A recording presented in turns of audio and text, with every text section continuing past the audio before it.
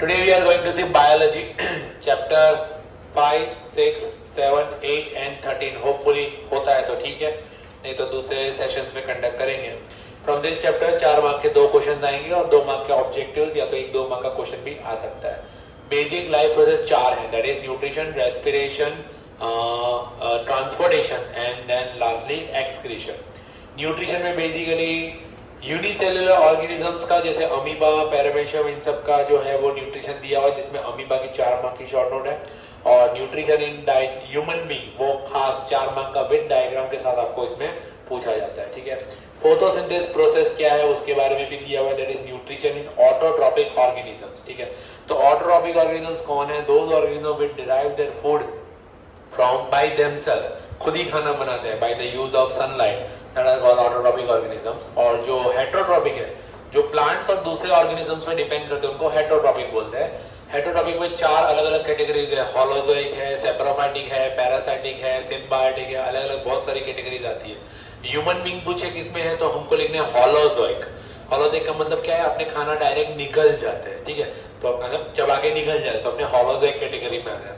जबकि वो कौन से ऑर्गेनिजम्स हैं जो खाना बाहर ब्रेक डाउन करके फिर खाते हैं तो वो है फंगस कैटेगरी. ठीक है. फंगस ऐसा करते हैं. तो सेप्रोफाइटिक जनरली ऑर्गेनिजम्स में इस तरह से होता है. तो बेसिकली एक इसमें क्वेश्चन बहुत बार पूछा जाता है कि यूनिसेल्युलर ऑर्गेनिज्म जैसे हैं वो लोग अपने न्यूट्रिशन कैसे डिराइव करते हैं? तो बाय डिफ्यूजन से खाना वो सराउंडिंग से ही अपनी बॉडी में, बॉडी ऑर्गेनल्स में एब्जॉर्ब कर लेते हैं. अपने में पॉसिबल नहीं है. अपनी बॉडी मल्टी सेलुलर है, अपनी बॉडी हर एक अलग अलग ऑर्गन्स के अलग अलग टाइप ऑफ सेल्स है, तो उसमें पॉसिबिलिटी कम हो जाती है. लेकिन डिफ्यूजन उनमें यूनिसेलुलर है, एक ही सेल है.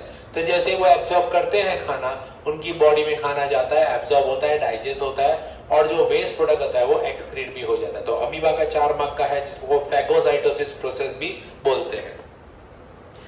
तो न्यूट्रिशन यहाँ पे ऑटोट्रॉप्स, हेटेरोट्रॉप्स, जैसे मैंने बताया कि ऑटोट्रॉपिक ऑर्गेनिज्म खाना खुद से बनाते हैं, हेटेरोट्रॉपिक जो होते हैं वो दूसरों पे डिपेंड करते हैं. इसका डिफरेंस पूछते हैं 2 मार्क में अगर आए तो बोर्ड में. ऑटोट्रॉपिक में एक ऑब्जेक्टिव खास याद रखना कि प्लांट जो है वो अपना खाना जो बनाते हैं वो किस फॉर्म में स्टोर रखते हैं? तो स्टार्च. जबकि एनिमल्स, हमारे अंदर जो एक्सेस खाना जो स्टोर रहता है तो वो होता है ग्लाइकोजन के फॉर्म में. ये 2 ऑब्जेक्टिव है, बहुत ही कॉर्नर क्वेश्चन है. उसके बाद तुम्हारा स्टोमेटा का स्ट्रक्चर पूछते हैं. उसके पहले फोटोसिंथेसिस प्रोसेस क्या है? तो फोटोसिंथेसिस की definition, green plants prepare their food by the use of sunlight and chlorophyll in presence of carbon dioxide and water, that is called photosynthesis process. क्या बनाते हैं? तो ग्लूकोज बनाते हैं. वो 3 इवेंट यहाँ पे टेक प्लेस होते हैं. 3 मार्क में छोटे से 3 पॉइंट आते हैं इसमें जनरली. तो event taking place in photosynthesis तो क्या है? तो पहला absorption of light energy by chlorophyll. Chlorophyll क्या करता है? सनलाइट एनर्जी को ट्रैप करता है. उसके बाद क्या होता है? Conversion of this light energy into chemical energy. Chemical basically यानी ग्लूकोज बनाते हैं. तो जैसे ही सनलाइट एनर्जी एब्जॉर्ब हुई तो ग्लूकोज बनाना शुरू कर देंगे. And splitting of water molecule into hydrogen and oxygen. जो पानी रूट से एब्जॉर्ब किया है H2O, उसको H2 और O2 में कन्वर्ट करते हैं. H2 तो बाकी प्रोसेस में खाना वगैरह बनाने में काम आता है, जबकि O2 जो है वो एक्सहेल करते हैं. दिन के टाइम पे रेस्पिरेशन प्रोसेस में वो एक्सहेल करते हैं. It's a by product of photosynthesis basically. और तीसरा process reduction of carbon dioxide to carbohydrates. Carbon dioxide जो एटमॉस्फेयर से एब्जॉर्ब किया है CO2, वो कन्वर्ट हो जाता है यहाँ पे कार्बोहाइड्रेट्स यानी ग्लूकोज में कन्वर्ट हो जाता है. ठीक है. तो बेसिकली ये होता है. ज्यादातर टेरेस्ट्रियल प्लांट्स में दिन भर में ये प्रोसेस चलती रहती है. लेकिन एक एक्सेप्शनल केस है यहाँ पे, डेजर्ट प्लांट्स. जो डेजर्ट प्लांट होते हैं जो रेत वगैरह में रहते हैं, हाई टेम्परेचर पे सर्वाइव करते हैं, तो वो लोग क्या करते हैं? वो दिन के टाइम पे फोटोसिंथेसिस नहीं करते हैं. तो कार्बन डाइऑक्साइड वो कब एब्जॉर्ब करेंगे? रात के टाइम पे. During night they absorb carbon dioxide. Why? ऐसा क्यों करते हैं वो लोग? बिकॉज स्टोमेटा जब ओपन एंड क्लोज होता है फॉर द गैसियस एक्सचेंज, उसके साथ साथ ट्रांसपीरेशन प्रोसेस भी होता है यानी पानी का इवापोरेशन. प्लांट भी लूज करता है पानी, तो पानी लूज आउट करता है. तो ये लूज आउट अगर डेजर्ट प्लांट करेंगे तो उनमें तो वैसे ही पानी की कमी होती है. It will be loss of much more amount of water. तो अल्टीमेटली क्या होता है यहाँ पे? डेजर्ट प्लांट रात के टाइम पे CO2 एब्जॉर्ब करते हैं, यानी रात के टाइम पे स्टोमेटा ओपन बंद होता है और बाकी पूरी प्रोसेस जो है वो कंटिन्यू दिन के टाइम पे ही होती है, खाना बनाने की प्रोसेस. ये खास याद रखना. सबसे पहली एक्टिविटी तुम्हारी, भाई इसमें से एक्टिविटी भी पूछते हैं, तो एक्टिविटी तुम्हारी 6.1 है, ये लीफ वाली है स्टार्च डिटेक्शन की है। स्टार्च को कौन सा केमिकल डिटेक्ट करता है? आयोडीन। आयोडीन डिटेक्ट करता है। कौन सा कलर हो जाएगा? ब्लू ब्लैक कलर हो जाएगा अगर स्टार्च प्रेजेंट होगा तो। इन सभी एक्टिविटीज में जितने भी पौधे वाली एक्टिविटी है सब में याद रखना, सबसे पहले उन पौधे के या तो पूरा पौधा या तो लीफ को निकालना है, प्लग करना है, 3 दिन तक उसको अंधेरे कमरे में रखना है। क्यों? जितना भी स्टार्च है वो सारा यूटिलाइज हो जाए, फिर उसको वापस से अपने को लाना है, 2 घंटे धूप में रखना है, फिर जो भी एक्सपेरिमेंट करना है सनलाइट का, कार्बन डाइऑक्साइड का, क्लोरोफिल का, इन सभी में हमको 2 घंटे की इसको रोशनी दिखानी है। रोशनी दिखाने से क्या होगा? फोटोसिंथेसिस वापस से स्टार्ट हो जाएगा, स्टार्च बिल्डअप होना शुरू हो जाएगा। तो इसमें भी सेम है, जैसे ही अपने लीफ को प्लग करते हैं तो उसमें स्टार्च होगा, उसको बॉइलिंग वाटर में वाटर बाथ करवाना है अल्कोहल की प्रेजेंस में। इससे क्या होगा? जितना भी क्लोरोफिल है वो निकल जाएगा, बचेगा क्या? स्टार्च। फिर उसके अंदर डालेंगे आयोडीन सॉल्यूशन। आयोडीन डालने से जिन पार्ट को ये हमने स्केच किया था पहले, स्ट्रेस किया था, आई मीन स्केच किया था, वो सारा का सारा जो है स्केच वाला जो है पार्ट वो क्या हो जाएगा? यहाँ पे ब्लू ब्लैक हो जाएगा। जो ब्लू ब्लैक वाला पोर्शन है वो हमको क्या बताता है कि यहाँ पे स्टार्च डेवलप हुआ था, क्योंकि वहां पे क्लोरोफिल था। ठीक है, तो ये एक्टिविटी हमको ये बताते हैं, याद रखना, iodine solution for the detection of starch. ठीक है, फिर उसके बाद स्टोमेटल पोर का भाई एग्जांपल यहाँ पे दिया। स्टोमेटल पोर्स, स्टोमेटल पोर्स में पहली चीज स्टोमेटा ओपन एंड क्लोज होता है। कैसे होता है? By the intake of water, पानी इनटेक या आउटलेट होता है। उससे क्या होता है? गार्ड सेल स्वेल या गार्ड सेल श्रिंक होंगे। जब स्वेल होंगे तो स्टोमेटा ओपन होगा, ओपन होगा तो कार्बन डाइऑक्साइड ऑक्सीजन ले दे करेगा, और जब क्लोज होगा तो पूरी प्रोसेस बंद होगी। तो स्टोमेटा का ये एक्सपेरिमेंट भी पूछ सकते हैं, बोर्ड में पूछा हुआ है। उसके बाद ये वाला एक्टिविटी बहुत इंपॉर्टेंट है, ये भी बोर्ड में पूछी गई है। तो इसमें क्या है? Presence of carbon dioxide is necessary for photosynthesis. तो बेसिकली क्या होता है इसमें? KOH हम लोग एक डिश में रखते हैं, एक पौधे में, दूसरे में नहीं रखते हैं। What you will observe here कि जिस वाले पौधे में KOH था वहां कार्बन डाइऑक्साइड पूरा का पूरा एब्जॉर्ब इसी ने कर लिया, तो प्लांट को कार्बन डाइऑक्साइड नहीं मिला। तो ये वाला जो पौधा है जिसमें KOH रखा था उसमें स्टार्च डेवलप होगा नहीं, दूसरे वाले में होगा। बराबर है।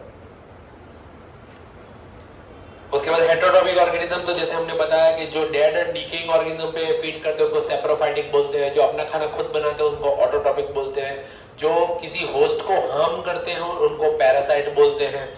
कसकटा हो गया, टीक्स हो गया, माइट्स हो गया, ये सारे एग्जांपल हो गए इसमें। कोई सिम्बायोटिक भी होता है जो दोनों म्यूचुअली एक दूसरे को बेनिफिट करते हैं, जैसे lichens, symbiotic relation between algae and fungi, 9th में भी पढ़ा होगा ये। तो वो सबसे मेन छोटा और मजबूत ने टिकाऊ, शॉर्ट नोट अगर ये पूछ लेते जल्द से, न्यूट्रिशन इन अमीबा। पहले न्यूट्रिशन इन अमीबा आजू बाजू से फूड को ग्रैब करेगा by this kind of structure. क्या बोलेंगे इसको? सुडोफोडिया। सुडोफोडिया स्ट्रक्चर बनाएगा, खाने को एब्जॉर्ब करेगा आजू बाजू से पानी में ही, और उसको फिर अपनी बॉडी में ले लेगा by the process of diffusion. Ultimately ये डिफ्यूजन प्रोसेस के बाद खाना जाएगा। कौन डाइजेस्ट करता है? साइटोप्लाज्म। इसकी बॉडी में साइटोप्लाज्म डाइजेस्ट करेगा। साइटोप्लाज्म ही इनका मेन ऑर्गन है और तो कुछ है नहीं इनके अंदर।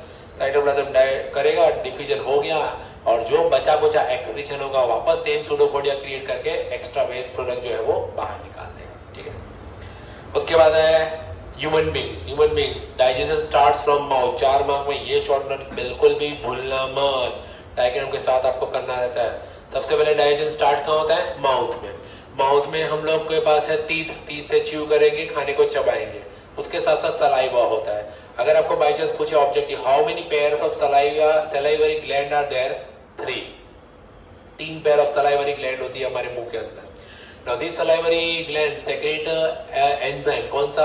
salivary amylase। ये salivary amylase कार्बोहाइड्रेट यानी स्टार्च को पार्शियली डाइजेस्ट करना शुरू कर देता है। ठीक है, then the food reaches from esophagus to our stomach। Stomach में एंटर करता है, स्पिंचर मसल होता है जो एक बार esophagus से स्टमक में एंटर करेगा तो वापस से बैक नहीं आता in most of the cases. Stomach में खाना जैसे ही पूछेगा तो वहां पे काम करना, डाइजेशन इन स्टमक क्या होता है वहां पे? तो there is a gastric gland which produces 3 things. कौन सी? Dilute HCl, mucus and enzyme pepsin. Basically enzyme pepsin जो है ना वो पहले इनएक्टिव पेप्सिनोजन होता है, बराबर है। अब जैसे ही HCl प्रोड्यूस होगा ना, HCl के प्रेजेंस में पेप्सिनोजन पेप्सिन में कन्वर्ट होता है। ठीक है, अब ये प्रोसेस हुआ, ये सारी चीजें हैं, खाना अंदर गया, अब खाने के साथ कीटाणु पैथोजेंस माइक्रो ऑर्गेनिजम्स भी अंदर गए हैं और खाना च्यूइंग फॉर्म में गया है। दूसरा, जब खाना यहाँ से पेट तक जाता है ना तो पेरिस्टाल्सिस मूवमेंट करके जाता है, ये खास याद रखना, ठीक है। एक रिदमिक कॉन्ट्रैक्शन करके खाना नीचे जाता है। इसका मतलब क्या है कि ग्रेविटी यहाँ पे रोल प्ले नहीं करती। अगर आप तुम उल्टा होके भी खाना चबा के निकलोगे ना तो भी खाना पेट में ही पहुंचने वाला है, ग्रेविटी की वजह से नीचे वापस से या ऊपर वापस से आएगा नहीं। Then in stomach gastric gland का जो काम है वो तीन चीजें प्रोड्यूस करता है, जिसमें डाइल्यूट HCl क्या करता है, खाने को डाइजेस्ट करने में मदद करता है, बिकॉज इट इज एसिडिक। कितना पीएच होता है, 1.2 के आसपास इसका पीएच होता है। It will digest this food and kills other micro organism and pathogens. Second है म्यूकस। म्यूकस क्या करता है, इसी HCl से हमारी स्टमक की लाइनिंग्स को प्रोटेक्ट करता है। और तीसरा है पेप्सिन। पेप्सिन क्या करता है, प्रोटीन्स। प्रोटीन्स को पार्शियली डाइजेस्ट करना शुरू करता है। तो दो ऑब्जेक्टिव्स तुम्हारे लिए, स्टार्च कहां डाइजेस्ट होना शुरू होता है, माउथ शुरू होता है, एंड प्रोटीन डाइजेस्ट होना शुरू कहां होता है, स्टमक, ठीक है। सारी चीजों का कंप्लीट डाइजेशन कौन सी साइड पे होगा, स्मॉल इंटेस्टाइन। फिर बात करते हैं small intestine. As soon as the food reaches small intestine from stomach again through sphincter muscle, in small intestine 2 glands produce their juices, एक तो लीवर से और एक पेनक्रियास से।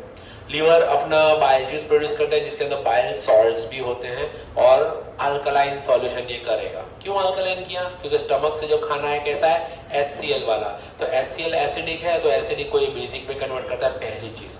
सेकंड, बाइल सॉल्ट्स क्या करेंगे, तो फैट मॉलिक्यूल्स पे एक्ट करेंगे, लार्ज फैट ग्लोब्यूल्स होते हैं उसको स्मॉलर फैट ग्लोब्यूल्स में कन्वर्ट करेगा। अल्टीमेटली इस प्रोसेस को बोलते हैं इमल्सिफिकेशन, ठीक है। देन उसके साथ अपना पेनक्रियाटिक जूस। पेनक्रियाटिक जूस 3 तरह के एंजाइम रिलीज करता है, एंजाइम एमिलेज जो कार्बोहाइड्रेट्स पे एक्ट करेगा, ट्रिप्सिन जो प्रोटीन्स पे एक्ट करेगा, एंड लाइपेज जो स्मॉलर फैट ग्लोब्यूल्स हुए थे ना फैट्स के, उसके ऊपर एक्ट करेगा। तो कार्बोहाइड्रेट, लिपिड्स एंड प्रोटीन्स, इन तीनों दिन पे एक्ट करने के लिए पेनक्रियाटिक जूस अपने एंजाइम्स जो है वो प्रोवाइड करता है। Ultimately the side where the complete digestion takes place is at small intestine. Now small intestine में खाना कंप्लीट डाइजेस्ट हो गया, it will be in a very molecular form. तो ये बाद में कहाँ जाएगा, तो विलीज के थ्रू। स्मॉल इंटेस्टाइन की जो एजेस होती है वहाँ विलीज होती है, छोटी छोटी फिंगर लाइक प्रोजेक्शंस होते हैं। ये विलीज के थ्रू एक ब्लड कैपिलरी जितनी थिन होती है, ब्लड कैपिलरी जितनी थिन होती है, और ये थिन कैपिलरीज जो हैं ये ब्लड के साथ कांटेक्ट में आएगी, ब्लड इन सारे मॉलिक्यूल्स को एब्जॉर्ब करेगा एंड अल्टीमेटली जो है ये खाना बाकी पूरी बॉडी ऑर्गन तक पहुंचेगा। तो ये तो हुआ खाना डाइजेशन की प्रोसेस। अब जो खाना अनडाइजेस्टेड रह गया वो कहाँ जाएगा, तो लार्ज इंटेस्टाइन में जाएगा। लार्ज इंटेस्टाइन को कोलॉन भी बोलते हैं, ये याद रखना, लार्ज इंटेस्टाइन को कोलॉन बोलते हैं, COLON। तो लार्ज इंटेस्टाइन में जो भी अनडाइजेस्टेड फूड रहा वो रेक्टम के थ्रू बाहर, यानी एनल के थ्रू बाहर निकल जाएगा, ठीक है। तो उसमें से ज्यादातर जो पानी, ग्लूकोज ये सब है वो रीअब्सॉर्ब हो जाएगा, और जो सॉलिड वेस्ट रहता है अपनी बॉडी का वो वहां से निकलता है, ठीक है। तो बेसिकली ये तुम्हारा पूरा ह्यूमन डाइजेस्टिव सिस्टम है, ठीक है, भूलना मत इसको।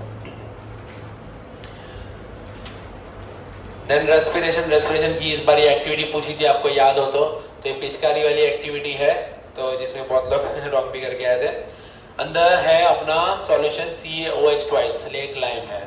हम लोग 2 जगह से, एक पिचकारी के थ्रू हवा पंप करेंगे और एक अपने मुंह से पाइप लगा के हवा पंप करेंगे। इन दोनों में से दोनों ही CaCO3 में कन्वर्ट होता है। फास्ट किस में होगा, मुंह वाले में, जो हमने मुंह से जो किया है, पिचकारी से नहीं, मुंह से जो हवा छोड़ी उसमें। क्यों, क्योंकि उसमें कार्बन डाइऑक्साइड का अमाउंट ज्यादा होता है। एयर में कार्बन डाइऑक्साइड होता है लेकिन काफी कम होता है। तो बेसिकली यहाँ पे हमको कार्बन डाइऑक्साइड हमारे जो एक्सेल प्रोसेस होती है उसमें ज्यादा होता है, ये बता रहे हैं हमको, ठीक है। फिर अगर और तुम्हारा नसीब अच्छा हुआ तो ब्रेकडाउन ऑफ ग्लूकोज मॉलिक्यूल, बहुत ही सिंपल, बहुत ही अच्छा है। Glucose molecule 6 molecule carbon first of all in cytoplasm converts to 3 molecule carbon, क्या बोलेंगे इसको, पाइरुवेट। ये ऐसी प्रोसेस है, एनएरोबिक प्रोसेस है, इसमें ऑक्सीजन की जरूरत पड़ती नहीं है। अब पाइरुवेट जो 3 मॉलिक्यूल कार्बन है वो 3 तरह के रेस्पिरेशन यानी ब्रेकडाउन करेगा इसको। तो पहला है इन प्रेजेंस ऑफ ऑक्सीजन, जब ऑक्सीजन है तो वो प्रोसेस कहाँ होती है, माइटोकॉन्ड्रिया में। तो कौन से प्रोडक्ट निकलते हैं, carbon dioxide, water and lots of energy. कितनी energy, 686 kilo calories of energy, जो किसके बराबर है, 38 ATP मॉलिक्यूल्स के बराबर होती है, पहला।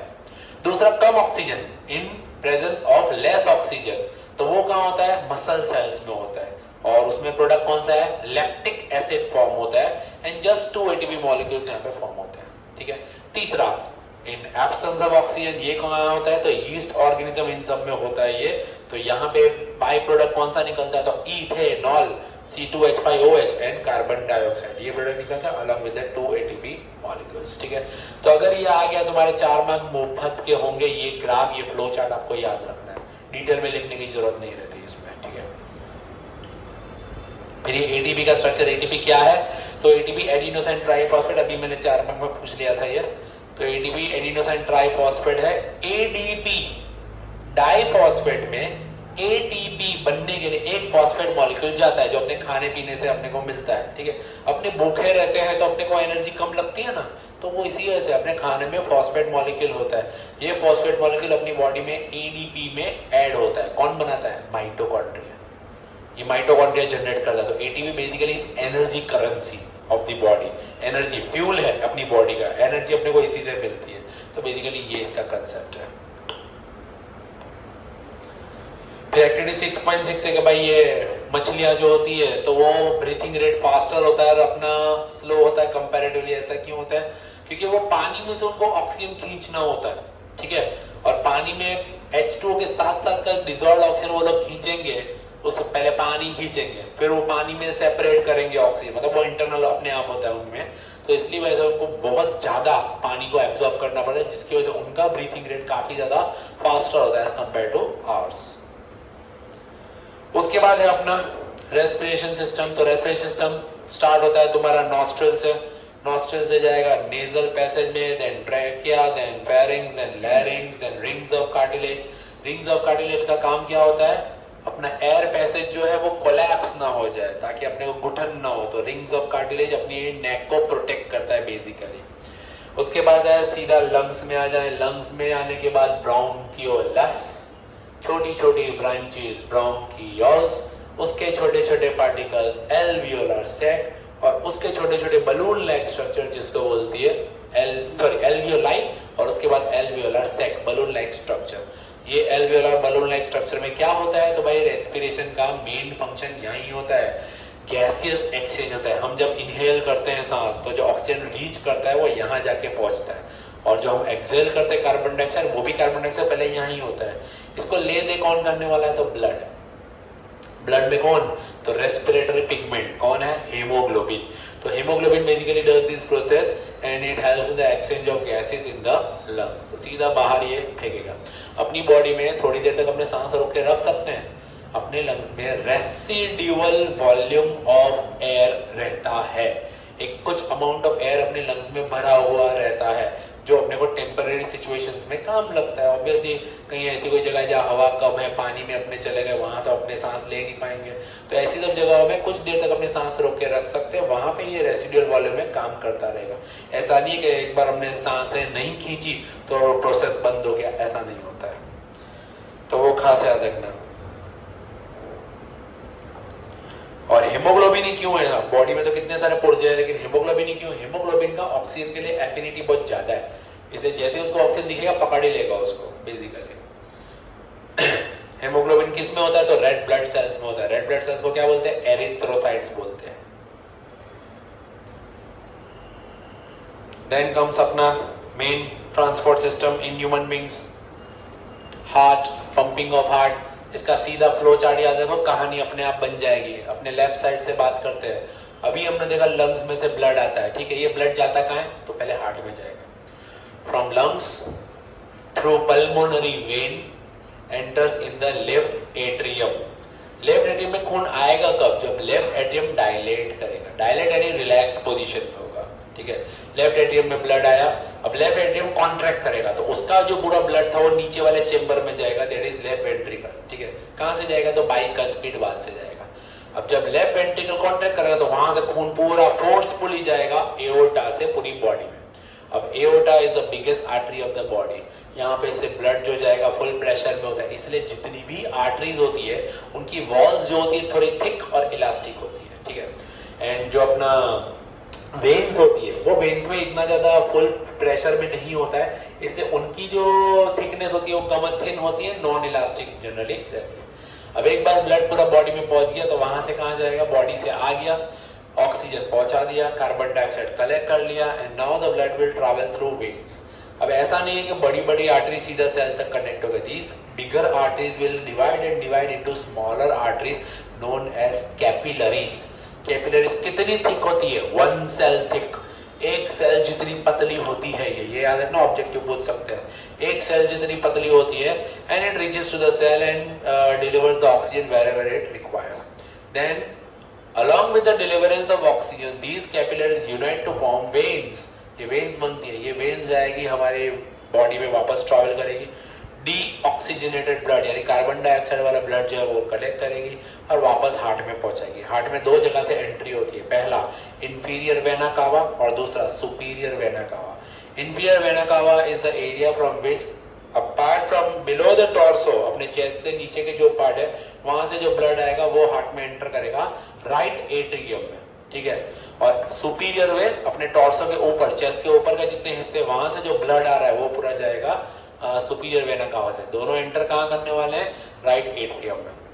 एक बार ब्लड राइट एट्रियम में एंटर हो गया उसके बाद जाएगा ब्लड तुम्हारा कहाँ पे, तो राइट वेंट्रिकल में। वो कहाँ से जाएगा, ट्राइकस्पिड वाल से, राइट वेंट्रिकल से। फिर इसके अंदर तो कार्बन डाइऑक्साइड है ना, तो ऑक्सीजन चाहिए ना इसको, तो ये जाएगा पल्मोनरी आर्टरी के थ्रू लंग्स में फॉर ऑक्सीजनेशन। क्योंकि यहाँ ब्लड ट्वाइस आता है, एक बार लेफ्ट साइड एक बार राइट साइड, इसलिए इसको क्या बोलते हैं, डबल सर्कुलेशन, ठीक है। ब्लड प्रेशर कितना होता है अपना, 120/80 mmHg। 120 को बोलते हैं सिस्टोलिक प्रेशर, 80 को बोलते हैं डायस्टोलिक प्रेशर। और उसके जो फुस करते हैं उसमें कौन सा एलिमेंट होता है, तो मर्क्यूरी होता है उसमें, याद रखना, एक्सपांड होता है मर्क्यूरी।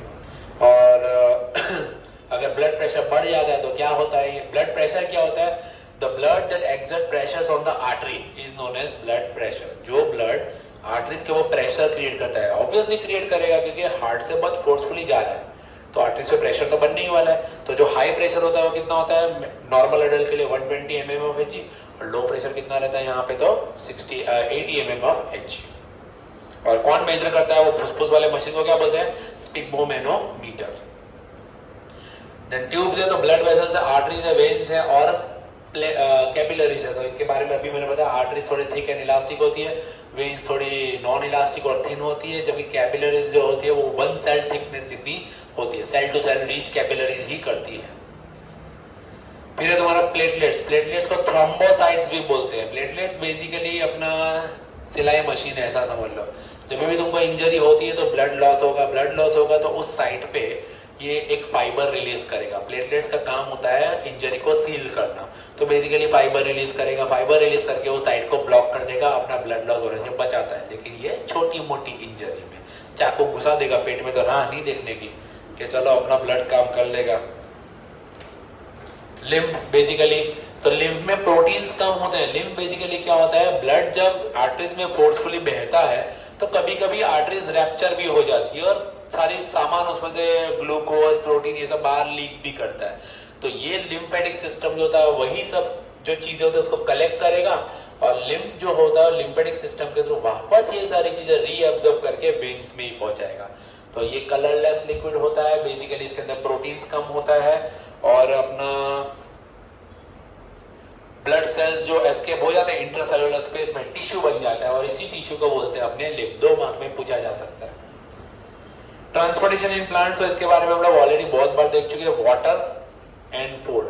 तो वाटर वाला याद रखना जाइलम, ये जाइलम और फ्लोएम का भाई एक बार तो एटलीस्ट पढ़ ही लेना, इंपॉर्टेंट है, पूछ ले तो कह नहीं सकते।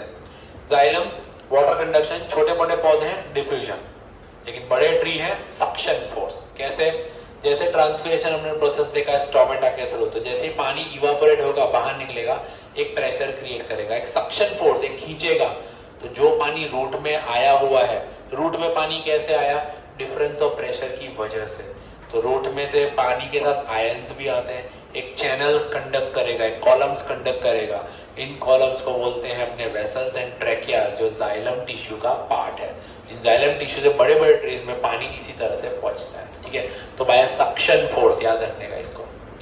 एंड अपना फ्लोएम में क्या होता है, तो फ्लोएम में लीफ में जो खाना बनता है, जो ग्लूकोज या स्टार्च जो बनता है, वो बॉडी में हर एक जगह पहुंचता है। जाइलम में याद रखना खाली अपवर्ड मोशन रहता है, जबकि फ्लोएम में अपवर्ड और डाउनवर्ड दोनों जगह पे खाना पहुंचाता है जिस भी लीफ में चाहिए। फ्लोएम में याद रखना ऑस्मोटिक प्रेशर। ऑस्मोटिक प्रेशर का मतलब क्या होता है, जिस जगह पे जिस पार्ट में खाना ज्यादा है वहां से खाना जिस लीफ में जिस पार्ट में कम है वहां पे पहुंचता है। फ्लोएम का दूसरा भी काम है कि एनर्जी के फॉर्म में स्टोर रखता है, स्टार्च के फॉर्म में, रूट्स में, लीव्स में, फ्रूट्स में, देन स्टेम्स में खाने को स्टोर भी रखता है, और जब कभी जरूरत पड़ती है उसी खाने को पहुंचाता भी है जहां जहां जरूरत पड़े। फॉर एग्जाम्पल यहाँ दिया है स्प्रिंग सीजन में जो बर्ड्स होते हैं, फूल जो खिलते हैं, तो उन फूलों को एनर्जी की जरूरत होती है, तो as a form of food ये उस टाइम पे एनर्जी बर्ड को देता है एंड बर्ड गेट्स ब्लॉसम्ड। तो जाइलम फ्लोएम का ये हिसाब है भाई, याद रखना। एंड लास्टली तुम्हारा एक्सक्रीशन प्रोसेस। तो एक्सक्रीशन भाई सिंपल, अगर ये भी आ गया तो भाई बहुत अच्छा, बहुत बार बोर्ड में पूछा गया, डायग्राम करना है आपको, और यहाँ फंक्शन आपको लिखना रहेगा कि 4 पार्ट है अपने, 2 किडनी यानी a pair of kidney, a pair of ureter जो दोनों किडनी से पाइपलाइन है, फिर वो कहाँ पाइपलाइन जाती है, तो यूरिनरी ब्लैडर जहां पे यूरिन स्टोर रहता है, एंड अल्टीमेटली यूरेथ्रा जहां से यूरिन एक्सपेल होता है बाहर। तो बेसिकली एक्सीलरी सिस्टम का काम क्या होता है, तो अपनी बॉडी में फिल्ट्रेशन का काम करता है। अपनी बॉडी में ब्लड है, ब्लड में कई सारे अपने कुछ भी खाते पीते रहते हैं, अपनी बॉडी में दवाई अपने खाते हैं, कई सारी टॉक्सिक चीजें जाती होगी, ये सब ब्लड में जाता है, तो ब्लड को फिल्टर होना बहुत जरूरी है। अगर ब्लड ऐसा टॉक्सिक रहेगा तो अपनी बॉडी तो गई, तो ये टॉक्सिक चीजों को फिल्टर करने का काम करता है किडनी। किडनी में कौन, तो नेफ्रॉन। नेफ्रॉन का क्या काम रहता है, तो ये स्ट्रक्चर आपको याद रखना है। यूरिन कैसे बनती है, तो वो स्ट्रक्चर है नेफ्रॉन का। तो जैसे ही ब्लड आएगा सबसे पहले बोमेन्स कैप्सूल में आएगा। बोमेन्स कैप्सूल सी शेप स्ट्रक्चर है उसका, उसके अंदर ग्लोमेरुलस है। ग्लोमेरुलस में छोटे छोटे छोटे छोटे ब्लड कैपिलरीज है। ये ब्लड कैपिलरीज में जैसे ही खून आएगा रीनल आर्टरी के थ्रू, रीनल यानी किडनी का पार्ट, किडनी में जो ब्लड आता है उसको रीनल बोलते हैं। तो जैसे ही ब्लड इसके अंदर ग्लोमेरुलस में आएगा, यहाँ अल्ट्रा फिल्ट्रेशन होगा। अल्ट्रा फिल्ट्रेशन का मतलब जो ब्लड आया फिल्टर होना शुरू हो चुका है। अब फिल्टर का मतलब क्या है, यहाँ पे जितने भी यूरिया, अमोनिया, अमीनो एसिड ये सब जो रहेगा ना वो सब निकाल देगा, ठीक है। एमिनो एसिड कहाँ, यूरिया, यूरिक एसिड, ये सब निकाल देगा, यानी कि उसको फिल्टर करेगा। वो पूरा फिल्टर होकर कलेक्टिंग ट्यूबुल में जाके किडनी से बाहर यूरेटर, यूरिनरी ब्लैडर, यूरिथ्रा से बाहर। लेकिन हमारी बॉडी में ब्लड में तो काम की भी चीजें है ना, जैसे ग्लूकोज, एमिनो एसिड्स, प्रोटीन, ये सारी चीजें, वाटर, ये सारी चीजें वापस से कलेक्टिवली रीएब्सॉर्ब हो जाएगी और रीनल वेन के थ्रू वापस से ब्लड में पहुंच जाएगी। तो बेसिकली नेफ्रॉन का काम है यूरिन बनाना, यूरिया, अमोनिया, यूरिक एसिड, इन सारी चीजें जो अपनी बॉडी के लिए टॉक्सिक है उसको यूरिन से बाहर की तरफ निकाल देना। तो बेसिकली अपना ब्लड जो है इन सारी टॉक्सिक चीजों से फ्री हो जाता है और काम हो जाता है, ठीक है। ये काम कौन करता है, किडनी। किडनी में कौन, नेफ्रॉन। एक किडनी में 10 लाख से ज्यादा नेफ्रॉन के छोटे छोटे पार्टिकल्स यानी नेफ्रॉन हो सकते हैं इसमें, ठीक है। ये कौन है, आर्टिफिशियल किडनी। आर्टिफिशियल किडनी का प्रोसेस को क्या बोलते हैं, डायलिसिस। बेसिकली जो काम अपनी बॉडी अंदर ऑटोमेटिक करती है ये बाहर करवाना पड़ता है। जिनकी किडनी फेल हो जाती है तो उनके बॉडी में भी तो ये सारी टॉक्सिक चीजें जमा होती है ना, बेसिकली उनको बाहर अपना पूरा ब्लड निकलवाना पड़ता है टाइम टू टाइम। 2-3 दिन में एक बार, किसी किडनी एकदम ही फेल है तो एक दिन में 3-3 बार ऐसा होता है, बेचारा पूरे दिन खटिया पे ही पड़ा रहता है। तो बेसिकली इसमें पूरा का पूरा ब्लड ट्रांसफ्यूजन होता है और बाहर आपको ये जो लिक्विड दिख रहा होगा ये एक डायलिसिस फ्लूइड है। ये बेसिकली ब्लड को फिल्टर करता है, बट इसमें और इसमें आर्टिफिशियल और नेचुरल किडनी में फर्क, ये ग्लूकोज ये सबको फिल्टर नहीं कर पाता, इसलिए बॉडी वैसे ही मरने वाली है। किडनी तुम्हारी फेल हो गई तो वैसे ही नर्क लोग पहुंचोगे अगर तुम लोग को किडनी कोई डोनेट नहीं करता तो, क्योंकि ये बहुत लंबे समय तक का कोई सॉल्यूशन नहीं है। थोड़ा बहुत डैमेज किडनी है तो ठीक है, लेकिन बहुत ज्यादा अगर किडनी डैमेज है तो ये बार बार करोगे तुम्हारी बॉडी में सारे न्यूट्रिएंट्स खो दोगे तुम लोग, अल्टीमेटली ब्लड जो है वो एकदम पतला हो जाएगा और तुम बाय बाय टाटा हो जाएगा। So that was chapter number 6. Then control and coordination chapter number 7. इसमें तुम्हारा सबसे मेन पॉइंट न्यूरॉन, ठीक है। ये तुमको 3 मार्क में पूछा जा सकता है। न्यूरॉन, न्यूरॉन का स्ट्रक्चर याद रखना, डेंड्राइट्स है, सेल बॉडी है एंड एक्सॉन है, ठीक है। डेंड्राइट्स इंफॉर्मेशन कलेक्ट करता है सेंसरी ऑर्गन्स के थ्रू। कौन कौन सी सेंसरी ऑर्गन है, eyes, ears, skin, nose, mouth, ये सारी सेंसरी ऑर्गन्स है। ये सारी सेंसरी ऑर्गन से अपने डिटेक्ट करेगा कोई भी सिग्नल्स वगैरह रहते हैं, वो सिग्नल डेंड्राइट के थ्रू, न्यूक्लियस के थ्रू, उसके न्यूरॉन के न्यूक्लियस के थ्रू, साइटोन के थ्रू नेक्स्ट न्यूरॉन में पहुंच जाता है। अल्टीमेटली नर्वस सिस्टम का पार्ट है ये। नर्वस सिस्टम कितना लंबा हो सकता है? 1 मीटर लेंथ, 1 मीटर तक जितना लंबा हो सकता है एक न्यूरॉन, तो काफी लंबे सेल्स हैं। पूछे अगर which is the longest cell of the body? Neuron. Which is the biggest cell of the body? Ovum, जो फीमेल्स में होता है। Which is the smallest cell of the body? Sperm, जो मेल्स में होता है। याद रखना, तीनों को मिक्स मत करना। तो बेसिकली क्या होता है इसमें, तो आपको साइनेप्स भी याद रखना है। The nerve ending, sorry, the gap between the two neuron from where the chemical messenger transfer from one neuron to another, that is called synapse. Information एक न्यूरॉन से दूसरे न्यूरॉन में पहुंचती है and it happens in fractions of second. बहुत ही fast process ये होता है। रिफ्लेक्स एक्शन क्या होता है? Reflex action is basically the action which is necessary for the survival of an organism. हमको डिफिकल्ट एंड इमरजेंसी सिचुएशन में बचाता है। जैसे गर्म पानी को अपने टच कर ले तो अपने हाथ तुरंत हटा लेंगे, तो ये रिफ्लेक्स एक्शन। कौन कराता है reflex action? Spinal cord, not brain. Brain नहीं कराता, स्पाइनल कॉर्ड कराता है, बट ब्रेन में इंफॉर्मेशन बाद में पहुंचती है एक्शन हो जाने के बाद। व्हाट इज द सीक्वेंस हाथ का? पहला तो organ, then sensory neuron, then सीधा ट्रांसफर करेगा अपने spinal cord. Spinal cord information collect करेगा रिले न्यूरॉन, रिले न्यूरॉन से मोटर न्यूरॉन, मोटर न्यूरॉन से मसल इफेक्टर जो रहेंगे उनको, और फिर हाथ हटाना, करना, लाफा मारना जो भी है वो कर देगा। वो रिफ्लेक्स पाथ हो गया। ये वाला डायग्राम जो है ना, वो रिफ्लेक्स पाथ। रिफ्लेक्स एक्शन अलग है, रिफ्लेक्स आर्क अलग है, दोनों अलग अलग शॉर्ट नोट्स है। रिफ्लेक्स एक्शन में कई सारे ब्लिंकिंग ऑफ आईज, हिकअप्स हो गया, झाचू, स्नीजिंग हो गया, ये सारी चीजें रिफ्लेक्स एक्शन में ही आ जाती है। इनवॉलंटरी मसल एक्टिविटी ये कहलाती है। Then comes human brain. Human brain consist of 3 main parts, forebrain, midbrain, hindbrain. Forebrain is the biggest part of the brain. इसमें सेरेब्रम होता है। Cerebrum is the main thinking part. सब कुछ सोचना करना सब इसमें होता है। इसमें कई सारे अलग अलग लोब्स होते हैं, जो पार्ट्स होते हैं, जिसमें हम लोग देखना, सुनना, समझना, वॉलंटरी एक्शन, जानबूझ के करना, चलना फिरना, ये सारी एक्शन कहाँ से होती है? तो सेरेब्रम के थ्रू होती है। मेन थिंकिंग पार्ट वही है। फिर आता है मिड ब्रेन। मिड ब्रेन में क्या है? तो mid brain just the connecting link between forebrain and hind brain. ठीक है। अब फोरब्रेन में जो है अपना पिट्यूटरी ग्लैंड भी है और हाइपोथैलेमस भी है। हाइपोथैलेमस अगर बाई चांस पूछे तो याद रखना, थर्स्ट, प्यास, हंगर, भूख, टेम्परेचर, फीवर, ये सारी चीजों को कंट्रोल करने का काम कौन करता है? हाइपोथैलेमस करता है। लोकेशन पूछेंगे कहाँ आएगा?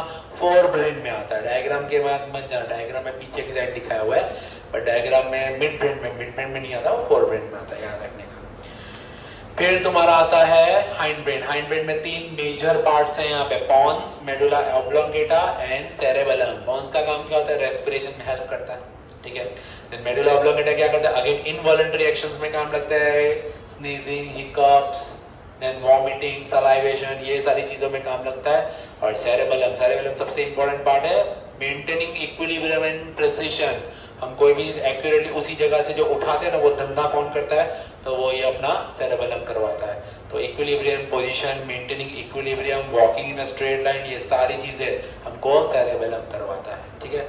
These are the 3 main parts of the brain. Brain बहुत ही साइड शॉर्ट नोट है, हमेशा पूछी नहीं जाती, लेकिन पूछेंगे तो ये डाइजेस्ट से करना है। 4-5 लाइन में ही दिया हुआ है इसमें, याद रखना, पूरा इसमें करने की जरूरत नहीं है। Then coordination in plants, भाई प्लांट्स के कुछ रिस्पॉन्स है। तो नेस्टिक मूवमेंट्स जिसको बोलते हैं, तो 5 तरह के नेस्टिक मूवमेंट्स है। ट्रॉपिज्म मूवमेंट जिसको बोला जाएगा, तो ट्रॉपिज्म मूवमेंट में कौन कौन से आता है? सबसे पहले फोटोट्रॉपिज्म यानी लाइट की डायरेक्शन में जाएगा वो। सेकंड हाइड्रोट्रॉपिज्म यानी पानी। तीसरा जियोट्रॉपिज्म यानी ग्रेविटी। और चौथा अपना केमोट्रॉपिज्म यानी कि फ्लावर में जो वो पोलन ट्यूब डेवलप होती है ना वो। एंड पांचवा टिग्मोट्रॉपिज्म यानी टच मी नॉट वाला प्लांट वाला है ना, वो वाला। फोटोट्रॉपिज्म वाले में याद है ना, oxygen is a plant hormone. कहाँ डेवलप होता है? प्लांट के टिप ऑफ द, लेकिन कहाँ पे? ऑक्सीजन वहां डेवलप होता है जहां पे सनलाइट नहीं आती है, यानी शेडी पार्ट पे, तो वहां पे प्लांट को बेंड कर देगा। तो बेंड कौन सी डायरेक्शन में प्लांट हो जाएगा? जिस डायरेक्शन में सनलाइट आएगी वहां पे, ये मेन है इसका फोटोट्रॉपिज्म का। बाकी हाइड्रोट्रॉपिज्म दूसरा, इन सब में पॉजिटिव एंड नेगेटिव, फोटोट्रॉपिज्म या जियोट्रॉपिज्म या हाइड्रोट्रॉपिज्म, इन सब के बारे में बात की है। पॉजिटिव का मतलब क्या है, उस डायरेक्शन में जाना। जैसे अगर मैं लाइट की बात करूं यानी कि फोटोट्रॉपिज्म, पॉजिटिव फोटोट्रॉपिज्म की बात करूं तो शूट और रूट, कौन पॉजिटिव फोटोट्रॉपिज्म करता है? शूट, ऑब्वियसली वो लाइट की डायरेक्शन में जा रहा है, जबकि रूट का जा रहा है लाइट की अपोजिट में। हाइड्रोट्रॉपिज्म में पॉजिटिव कौन है? रूट, क्योंकि रूट पानी की डायरेक्शन में जाएगा, जबकि शूट अपोजिट डायरेक्शन में। ये याद रखना है आपको, ठीक है। केमोट्रॉपिज्म में जो पोलन ग्रेन्स डेवलप होते हैं, पोलन ट्यूब में जो पोलन ग्रेन्स आते हैं, वो पोलन ग्रेन एक पोलन ट्यूब डेवलप करते हैं जो ओवरी तक जाता है फ्लावर में, तो वो है केमोट्रॉपिज्म। और thigmonastic, mimosa plant, touch me not plant, पानी के मूवमेंट की वजह से, देखो प्लांट्स में नर्वस सिस्टम नहीं होता, तो प्लांट मूव कैसे करते हैं? तो इस तरह से करते हैं। Sunflower is an example of phototropism, light की डायरेक्शन में सनफ्लावर मूव कर रहा था। पौधा देखा है, फ्लावर देखा है। फिर आता तुम्हारा हार्मोन्स इन प्लांट्स, तो 5 हार्मोन है भाई, ऑक्सिन, जिबरेलिन, साइटोकिनिन। ये 3 हार्मोन है ग्रोथ प्रमोटर हार्मोन है, ग्रोथ करवाते हैं। और 2 hormone abscisic acid and ethylene, growth inhibit करते हैं, ग्रोथ को कम करवाते हैं, ठीक है। तो ऑक्सिन का काम होता है, ऑक्सिन का काम लेंथ ऑफ द प्लांट बढ़ाना, कहां होता है? Tip of the shoot. Gibberellin का काम होता है गर्थ बढ़ाना, विड्थ बढ़ाना। और साइटोकिनिन का सेल डिवीजन करना, रैपिड सेल डिवीजन। कहां पे रैपिड सेल डिवीजन होंगे? यहाँ पे तो फ्रूट्स में और सीड्स में, जहां पे रैपिड सेल डिवीजन चाहिए वहां होता है। एब्सिसिक एसिड क्या करेगा? प्लांट्स जो लीव्स होते हैं उसको विल्ट करवा देगा, यानी कि गिरवा देगा। वो स्प्रिंग सीजन में आप देखते हो तो पुराने पत्ते गिरते, फॉल सीजन जिसको बेसिकली बोलते हैं, पुराने पत्ते गिर जाते हैं, तो because of this abscisic acid. और 5वां इथिलीन, जो टेक्स्ट में नहीं है बट बाय चांस पूछे, राइपनिंग ऑफ फ्रूट्स, फ्रूट्स को पकाने में काम लगता है वो, ठीक है। हार्मोन्स इन प्लांट्स, कतई मत छोड़ना, ऑब्जेक्टिव की दुकान है ये। कई सारे सॉरी एनिमल्स, हार्मोन्स इन एनिमल्स। एड्रेनालिन हार्मोन अपने माथे से शुरू करते हैं, सबसे पहले pineal gland. Pineal gland release करता है कौन सा हार्मोन? मेलेटोनिन, स्किन के लिए और मस्कुलर कॉन्ट्रैक्शन के लिए काम लगता है ये। दूसरा है अपना pituitary gland, growth hormone release करता है ये, ठीक है। हाइट को बढ़ाना, कम करना, ये देखता है बचपन से कितना रिलीज करना है, कितना नहीं। अगर कम रिलीज हुआ होगा तो ड्वार्फिज्म, ज्यादा रिलीज हुआ होगा तो जाइजेंटिज्म। उसके बाद आता है अपना हाइपोथैलेमस। हाइपोथैलेमस जो है, pituitary gland is a master gland. Hypothalamus pituitary को कंट्रोल करता है। तो हाइपोथैलेमस कौन सा हार्मोन रिलीज करता है? Releasing hormone, RH hormone. ये रिलीजिंग हार्मोन बेसिकली पिट्यूटरी को कितना ग्रोथ हार्मोन करना है या कितना नहीं करना वो देखता है। बाकी पिट्यूटरी ग्लैंड पूरी बॉडी को संभाल लेगा वो। उसके बाद आते हैं अपने सीधा किधर, तो गर्दन पे, नेक रीजन। कौन आता है? थायराइड, ठीक है। थायराइड कौन सा हार्मोन रिलीज करता है? थायरॉक्सिन रिलीज करता है। थायरॉक्सिन काम क्या करता है? Metabolism of the body. अपने खाना पीना, कार्बोहाइड्रेट, प्रोटीन, फैट जो भी अपने खाते हैं उसका मेटाबॉलिज्म करना है, जो खाना पचाने का जो प्रोसेस है वो कौन करवाता है? तो थायराइड करवाता है, थायराइड हार्मोन करवाता है, ठीक है। फिर होता है पैराथायराइड। पैराथायराइड 2 तरह के हार्मोन रिलीज करता है, पैराथॉर्मोन एंड दूसरा कौन सा है? कैल्सिटोनिन। ये कैल्शियम लेवल को कम ज्यादा करता है। दोनों अलग अलग का फंक्शन है, टेक्स्ट में नहीं है बट फिर भी याद है, लिखवाया था मैंने। फिर है थाइमस। थाइमस इम्यूनिटी के लिए होता है, थाइमोसिन हार्मोन रिलीज करता है, इधर चेस्ट के एकदम बीच में होता है ये, इस तरफ से। फिर आता है अपने किडनी के ऊपर 2 होते हैं, कौन? एड्रेनालिन, जो एड्रिनल हार्मोन रिलीज करते हैं। Helps in the situation either to fight or flight, बराबर है, दोनों में काम लगता है, भागने में या लड़ने में, दोनों में काम करता है। क्या करेगा ये?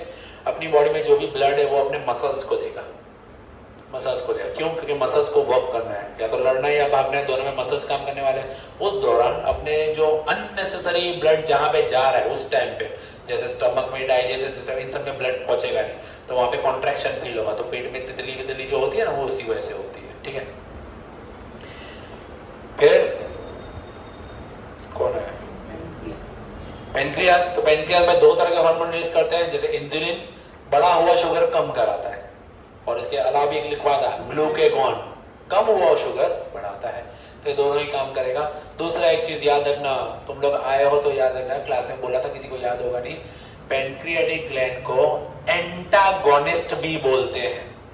एंटागोनिस्ट का मतलब पेनक्रिया ये वो ग्लैंड है जो हार्मोन भी रिलीज करती है। कैसा हार्मोन रिलीज करती है?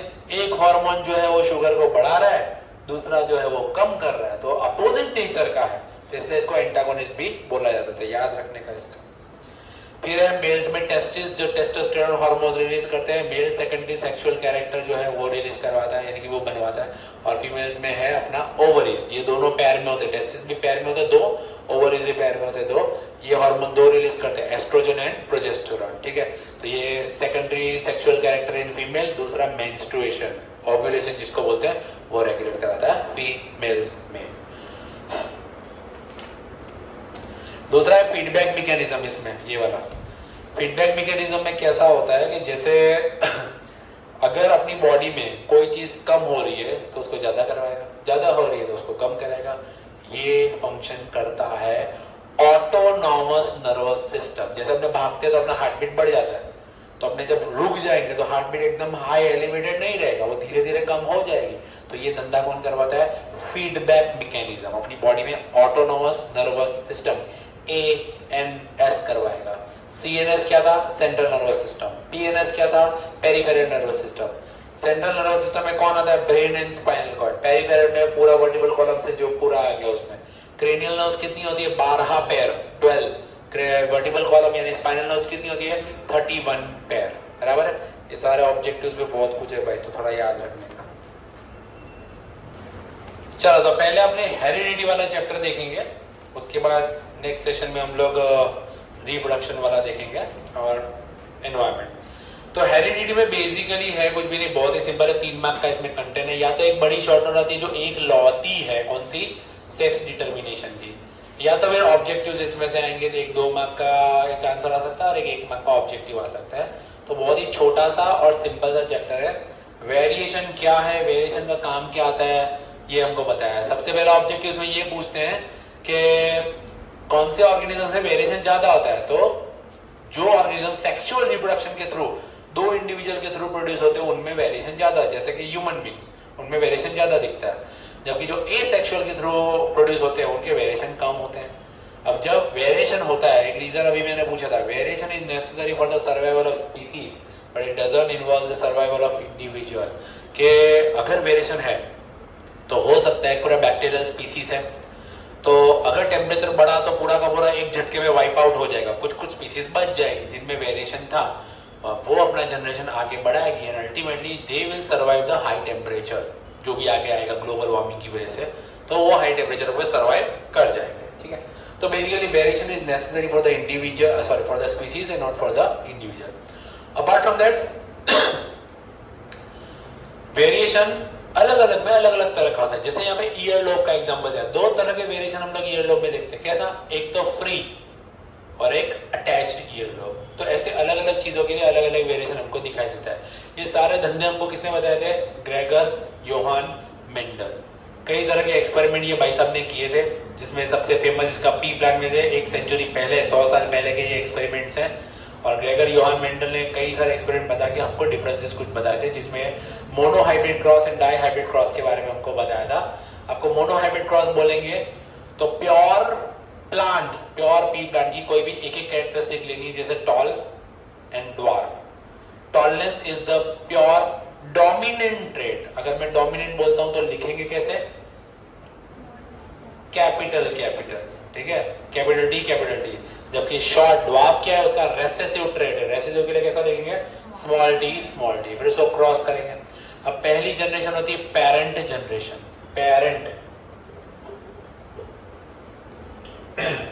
ये कैपिटल डी और ये स्मॉल डी, ये थी पेरेंट जनरेशन।